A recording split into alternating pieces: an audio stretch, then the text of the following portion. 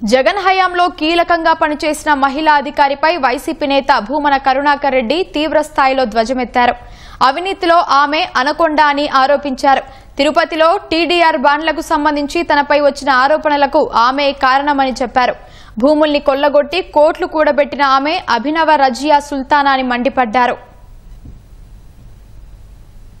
దీనికి ప్రధానమైనటువంటి కారణం ఒక అవినీతిలో అనకొండ లాంటి ఒక అధికారిని, రాష్ట్రంలో ఉన్నటువంటి మంత్రులనందరినీ కూడా పూచిక పుల్లల్లాగా చూసేటువంటి అధికారిని, మరి తన శాఖకు ఇన్ఛార్జిగా ఉండేటువంటి మంత్రులనైతే లెక్క కూడా చేయనటువంటి అధికారిని. ఆ అధికారిని డబ్బులు సంపాదించటమే తప్ప ఏ నైతిక విలువలు లేనటువంటి మనిషిగా, ఒక మాటలో చెప్పాలంటే ఓ తాటకిలాగా కింది అధికారుల పట్ల వ్యవహరించేటువంటి ఆమె, తిరుపతిలో మేము నూతనంగా రోడ్లు వేస్తున్నాము కనుక ఆ రోడ్లను కోల్పోయి, ఆ రోడ్ల వలన స్థలాలు కోల్పోయేటువంటి వాళ్లను టీడీఆర్ బాండ్ల పేరుతో దోపిడీ చేయటానికి, తద్వారా 100 కోట్లు నొక్కియటానికి ఆవిడ పన్నిన కుటిల పన్నాగాన్ని అడ్డుకున్నాము అన్నటువంటి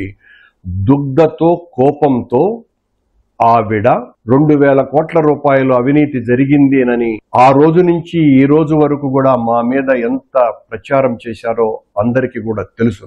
ఈ అవినీతి అధికారిని గత 30-35 సంవత్సరాలుగా తను ఎక్కడ పనిచేసినా 100,000 కోట్ల రూపాయలు లూటీ చేసి, చివరకు అత్యున్నత న్యాయస్థానం కూడా మీ నీతి గురించి మాకు చాలా బాగా తెలుసులేనని వెటకారపు మాటలు పడ్డటువంటి అధికారిని.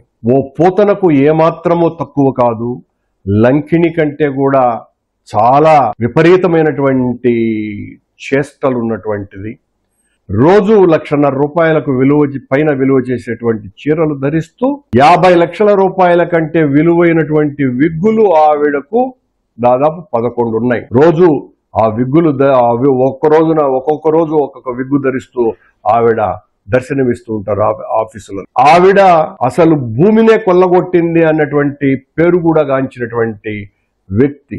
నేను ఈ ఘోరాన్ని చూడలేక అడ్డుకట్ట వేశానని 2,000 కోట్ల రూపాయల అవినీతి జరిగింది అని ప్రచారం చేయటానికి ఈ ఆధునిక రజియా సుల్తానానే కారణమని చెప్తున్నా నేను.